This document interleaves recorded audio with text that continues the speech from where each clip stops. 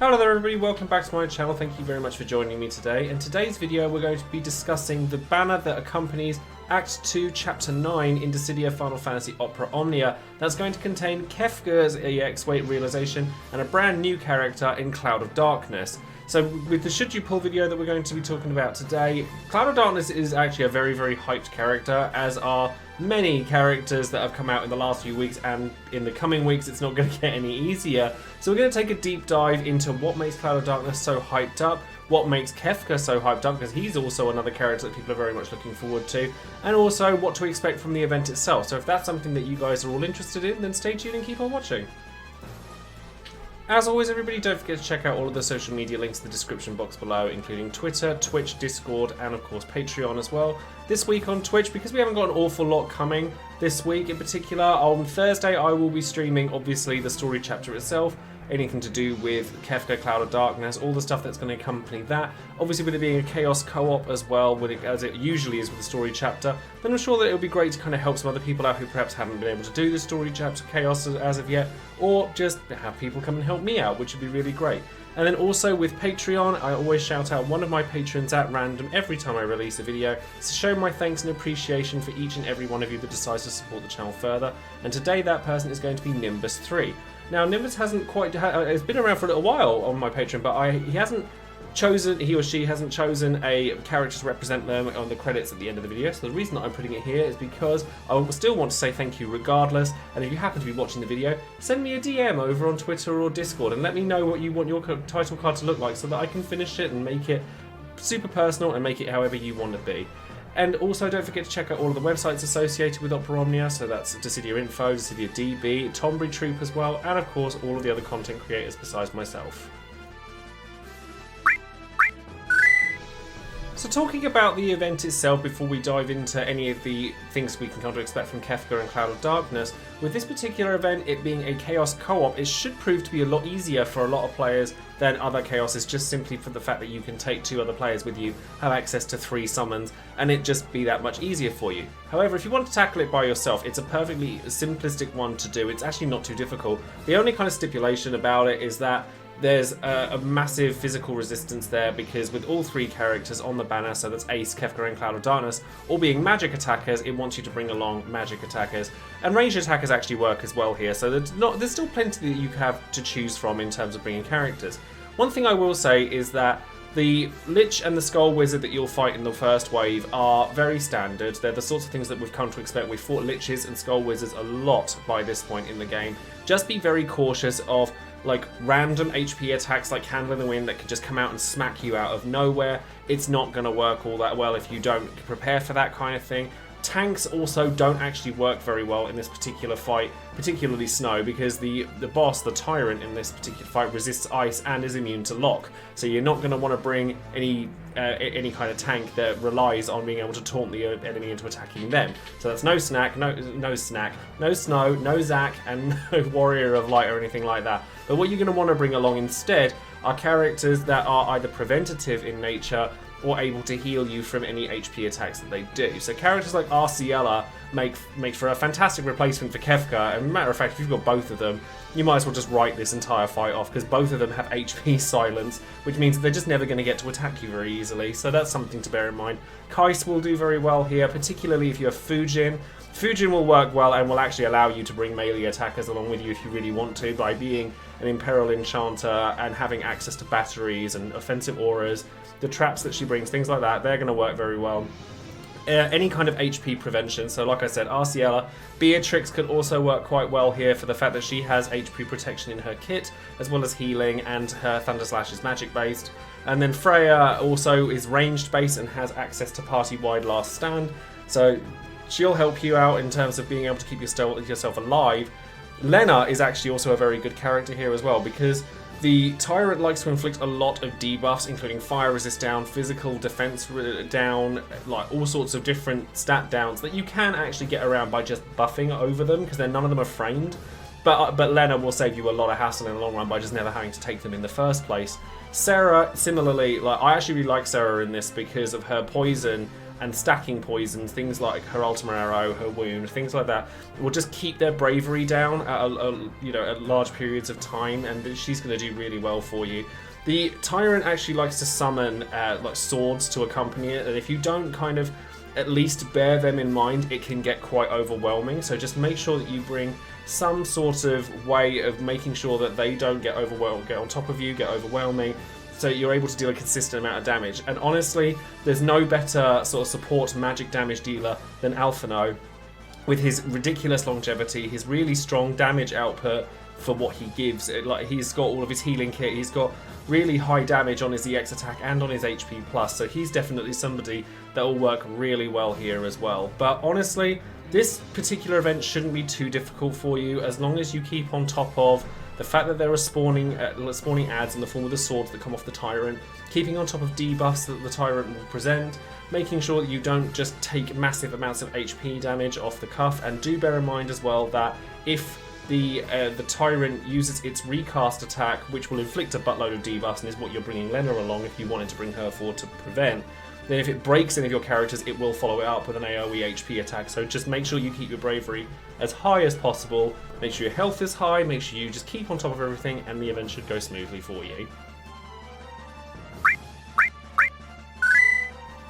So now we're going to talk about the characters that are featured on the banner. Now Ace doesn't bring along anything new to his kit, and his EX actually isn't present on the banner either, so we're going to skip over him. And we're going to just jump right to Kefka. Now for those of you who've not used Kefka before, Kefka is a debuffer, as you would expect from a character like Kefka.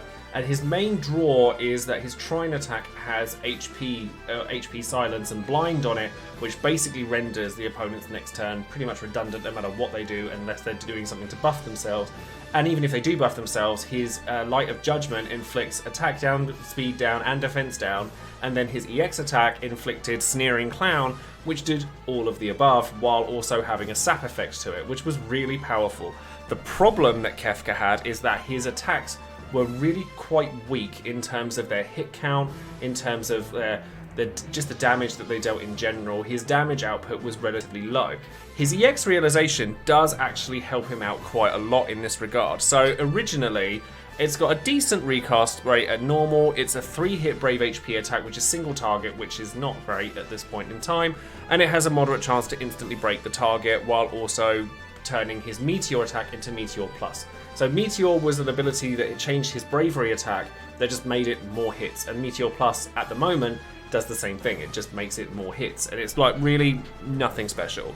However, if we go into his realization, you'll see that with a book he actually gets quite a lot out of Havoc Wing. It gets 6 brave hits, which is significantly better. It's also got splash damage on it, and it also inflicts the debuffs across the board as well, which is really nice. And then it will break the target as well. That's also something to bear in mind. And then when you use Meteor Plus, you actually get HP damage out of it, which also has splash damage attached to it, and he also refunds his bravery after he uses it. So it's actually a significantly better HP attack. So it's like a 6-hit Brave HP attack with splash damage on it, which makes his damage output significantly stronger. When you put an ingot into it, it raises his offensive stats, which is realistically what he actually needs. Normally I write this kind of thing off as just oh, it's got stat buffs, but to Kefka it actually makes quite a big difference. And then with 2 out of 3, he also gets to start with a new framed buff that he gets when using Havoc Wing called Heartless Angel, which raises his offensive stats and raises the damage he deals based on the number of debuffs on a target. Now given that Kefka actually inflicts 6 debuffs himself, he actually does increase his damage output quite heavily, and he also gets to start the fight with it, and also during each wave, Sneering Clown gets put on enemies automatically at the start of the fight. That does, I always really appreciate it when debuffs are applied instantly to enemies, because I think it makes things a lot nicer in the long run for any debuffing character. And then with 3 out of 3, his Havoc Wing doubles in damage, so it becomes a 6-hit Brave HP attack executed twice. Bear in mind that you're still going to get a nice amount of HP damage to splash damage. You're going to get a really strong debuff on him through Sneering Clown. He's already got his debuffs from other things. It means he's not reliant on using his skills quite so frequently because his Meteor is really strong. He also gets a regular HP attack plus, which honestly is massively helpful to his kit, because as I say, you don't want to be using Trine every time you get Kefka's turn come up or Light of Judgment. You want to apply those debuffs and then start hanging back and doing something else and just pouring damage out. So having an HP attack plus, having Meteor plus do HP damage and having Havoc Wing do a significantly larger amount of damage is actually extremely helpful to him. I've actually been like planning to get spheres for Kefka for quite some time. The ones that I've been looking at are Fujins and Pharises, because they are also debuffs that will stack on top of Kefka's 6 debuffs, because they aren't actually debuffs, they're auras, they're negative auras. So I kind of want to turn Kefka into this like debuffing machine, and because his damage output is really good, he has HP, attack, silence and blind in his kit. You don't have to be running RCLer all the time anymore if you want to make things easy for yourself. If you want to make things really easy for yourself, you can alternate between the two. However, Kefka does not play well with other debuffers because he has so many debuffs lined up straight away. Like, he has 6 in his kit alone. You really don't want to be pairing him up with other debuffers. So if you can take somebody that's just raw damage or raw support, defensive support, alongside Kefka, he's going to do incredibly well. He's actually a character I've been looking forward to for a long time, and I really hope that other people have been too. Okay, so now we're going to talk about Cloud of Darkness. Now, Cloud of Darkness is both really unique and also not very. The reason I say she's not that unique is because her primary function is damage output. She's got a delaying kit with damage output through the nose that is going to hit most things really, really hard. The reason her kit is particularly unique is because her EX actually isn't her strongest attack. Her skill 2 is her strongest attack under the right conditions. Now, the point of Cloud of Darkness's kit is to use her skills and use her HP attack plus in order to gain stacks of something called Darkness. So once she hits 5 stacks of this Darkness, it transforms her skill 2 from one skill into another. And the thing it transforms into is honestly terrifying. But we'll go over each skill individually. So Insulating Appendages is a AoE brave attack with a single target HP attack that grants her a offensive framed buff, which is really nice. Gives her a stack of Darkness.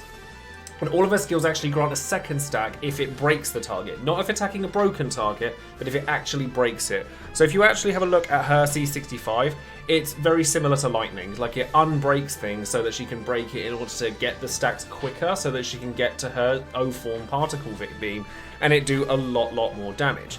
Now, the reason that O-form particle beam is so powerful is because when you actually use...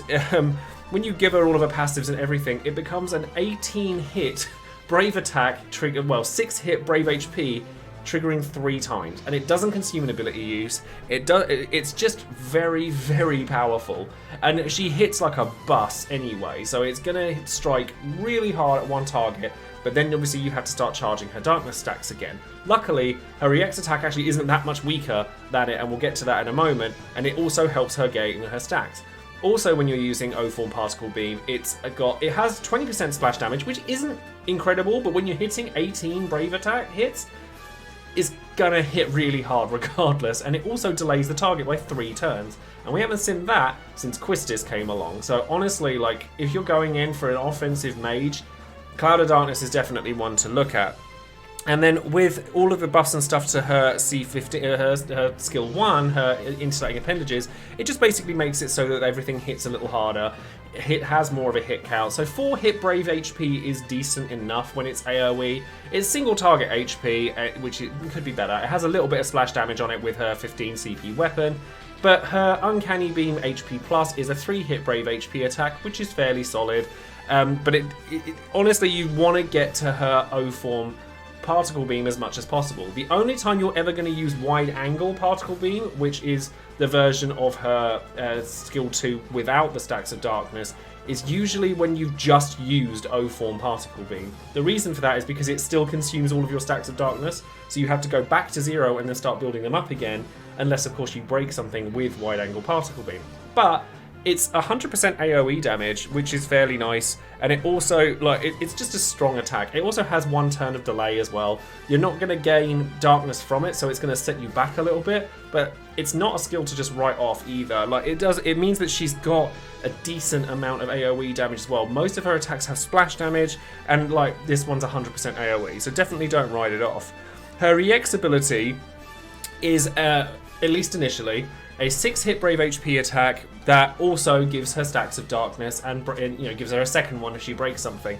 She gets another framed buff out of it called Umbral Form. Now this is actually very nice as well because it's a poison buff. So similarly to how Faris' Sphere works, which I spoke about earlier, it's got a AoE poison effect on her turn. So that's actually really quite nice to have. It's got a decent recast rate as well, which you're going to want because honestly, keeping her longevity going for as much as you can between her HP plus, her skill 1 and her EX to charge those darkness stacks to get her to her skill 2 the way it should be will make a huge difference.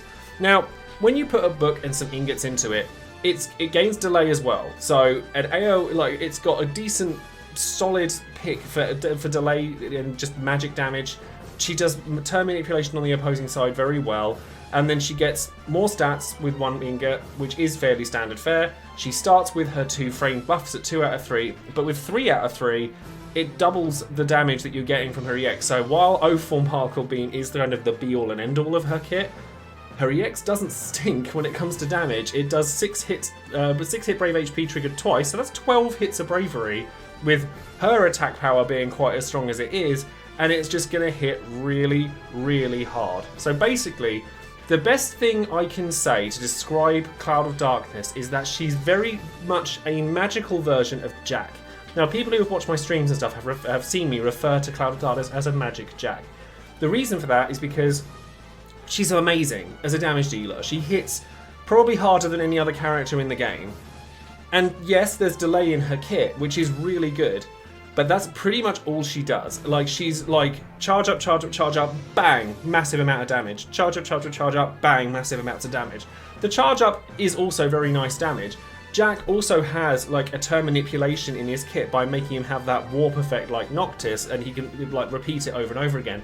So honestly, Cloud of Darkness does an exceptional amount of damage, but damage dealers are the first characters to get power crept. Like, we'll see this at the beginning of next month with Squall.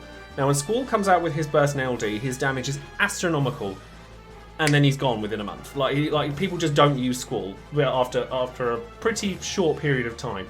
Cloud of Darkness is usable for a long time. Like, she is usable, but she's not the best for an awfully long time. Like, she does a huge amounts of damage, but having done some research into Dimension's End and what we can come to expect in the future, the biggest place that she's used is in DE13, which is the one that's coming up. So if you don't have a team for DE13, she's fantastic. Definitely go all in on her and like go and grab her. She will serve you well. If you have characters, believe it or not, like Alphino, who are support characters that just happen to have a massive amount of magic-based damage, Cloud of Darkness isn't the be-all and end-all. You can live without her. Do we all want her? Yes. But at this point in time, while we're all trying to save up for Burst LD era, she is a nice character to have, and she will make things so much easier for you for the rest of this month, and probably the earliest of the Burst era. Just don't think that if you do skip her, that you're going to miss out on anything. In terms of artifacts, both of these characters are offensive debuffers or like just straight out damage, so their artifacts are going to be fairly obvious. With Kefka, you're going to want his C50, his Power of Destruction boost 3 times because it raises his max brave and his attack, which you're going to want lots of, and then after that you just want attack or max bravery. Like, it's very simple there. Cloud of Darkness, exactly the same. Mediator of Light and Dark is her C50, raises her max bravery and attack while her Power of Nothingness boost is on, which should always be up in all fairness. And then after that, attack 108, max brave 330. The artifacts in this particular case are extremely simple.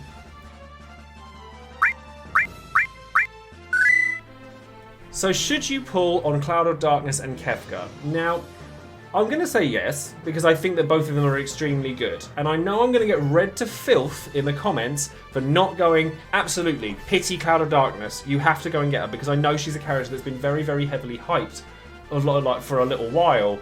But I think that if you have neither Kefka nor Cloud of Darkness, this banner is great.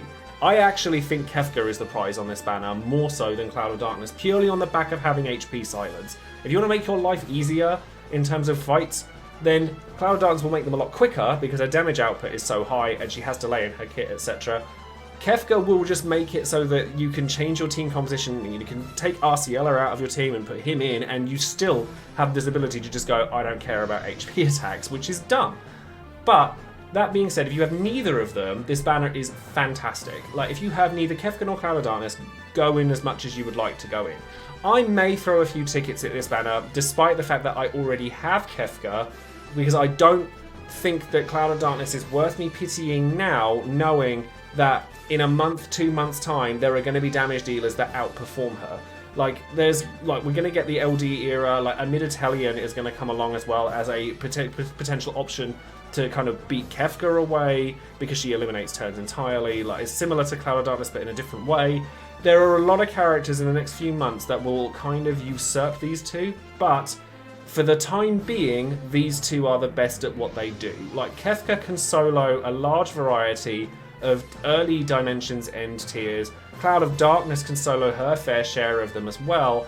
And like Jack, and the recommendation that I gave about Jack, which was to pull on it for a beginner character, for a beginner player, not necessarily someone who has a lot of EXs or somebody who's been playing the game a long time.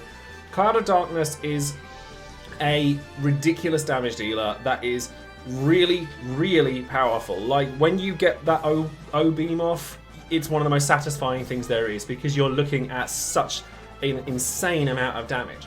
But if you already have like Kais, Alphino, and you're planning on maybe picking up like Raijin, Trey, Aphmau, characters with more nuance to them, then you don't have to go for Cloud of Darkness. I think if I like recommended against pulling Cloud of Darkness, I would be wrong.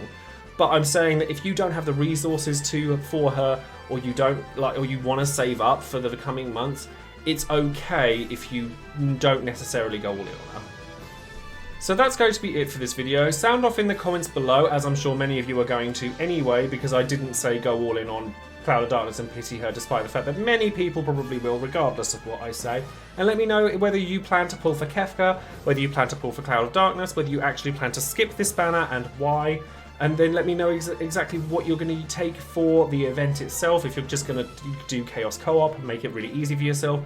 If you're not pulling for Cloud of Darkness, who are you saving your resources for? All of this stuff, I want to hear from you guys. Stay tuned as well, because I will be releasing videos that will kind of cover all of Dimensions End from tier 1 all the way to 13, so that you guys have a place of reference, so that you can get those ridiculous resources and rewards that you can get for clearing them all within July. Obviously, don't forget to like the video, subscribe to the channel, and ring that bell for notifications in order to be able to see any of my future videos. Don't forget to come and find me on Twitter, Twitch, Discord, Patreon, all the social media stuff. I trip over my words a lot when it comes to this stuff, so just ignore me. And it's all the YouTuber stuff that we have to do. And I shall see you all in the next video. Thank you ever so much for coming, and I'll see you soon. Take care.